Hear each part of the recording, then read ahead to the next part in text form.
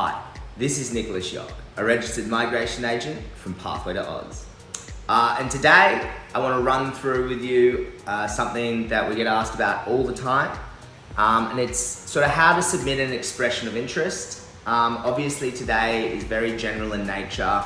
I just want to give you some tips and tricks that should hopefully make it as easy as possible.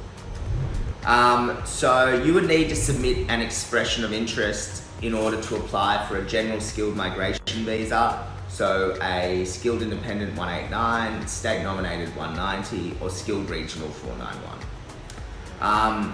And basically by submitting an expression of interest, which is also known as a points test by the way, you'll kind of go into immigration, hey, look, this is me, this is my age, my education, my work experience, my English ability, and other attributes.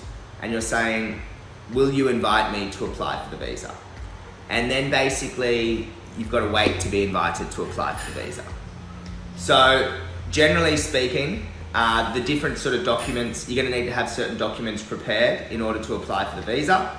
So the first document, you're going to need a skill assessment. That's 100% required.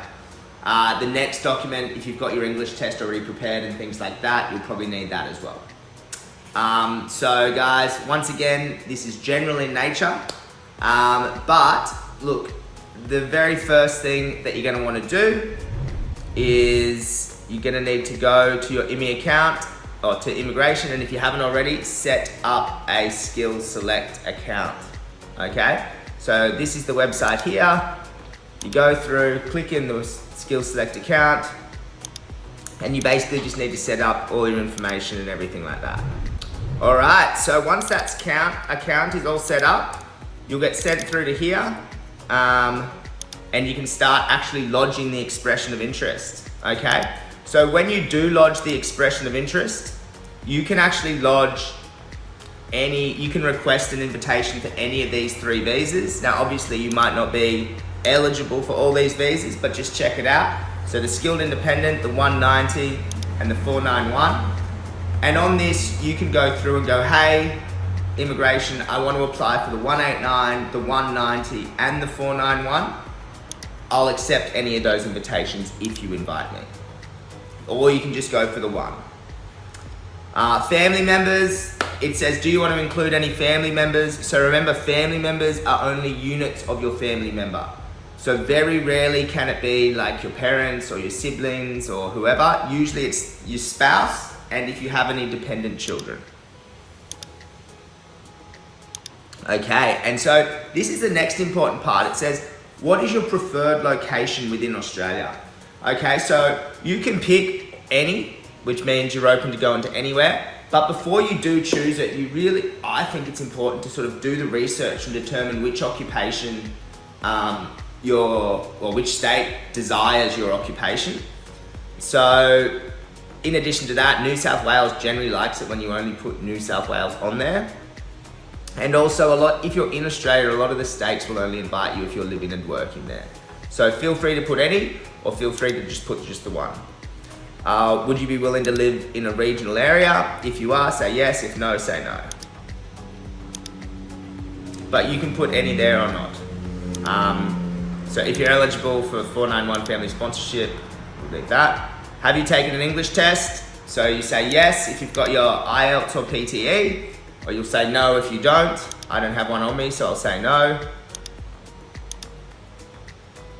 All right, so your education, guys. So immigration gives you points for your highest level of education, okay? They don't care really about your lowest as much. You get points for your highest. So if you've got a bachelor or a master's in another qualification, but you did a Cert 3 in Australia in a trade occupation, you may be able to claim points for your highest level of education. So your bachelor or your master's, okay? So you'd go through and you'd put your bachelor in there. Before you do that though, you need to check that your bachelor or your master's is equivalent to a bachelor or master's in Australia. So you've got to check the country education profile, because not every bachelor equals a bachelor in Australia. So did you study in Australia for 2 years? So if you say yes, you can claim points for that. So meet the Australian study requirement. It's not actually did you study in Australia for 2 years, but did you study at a relevant level for 2 years? Did you study in a regional location? So did you study all of your qualification in a regional location? So not Brisbane, not Sydney, not Melbourne. And will you be able to provide evidence to back that up? So let's just say yes.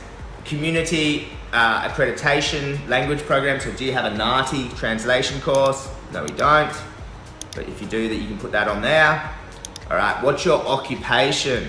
All right, so carpenter. So once again, guys, you need to have your skill assessment there. If you don't have your skill assessment, you can't complete an eligible skill assessment.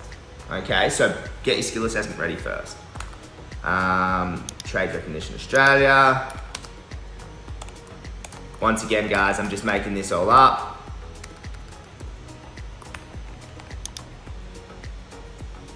All right, so employment, guys. So this is very, very, very crucial. This is probably the most important part of it. Do not claim employment that is not at a relevant skill level, okay? You can only claim employment. So for example, if I'm doing a Cert 3 in carpentry, I can only claim employment points once I've finished carpentry. So, you know, from the date of my graduation, so afterwards. I can't claim points for before because I wasn't a skilled carpenter. And it's the same for most other occupations. Okay, so make sure you break it up.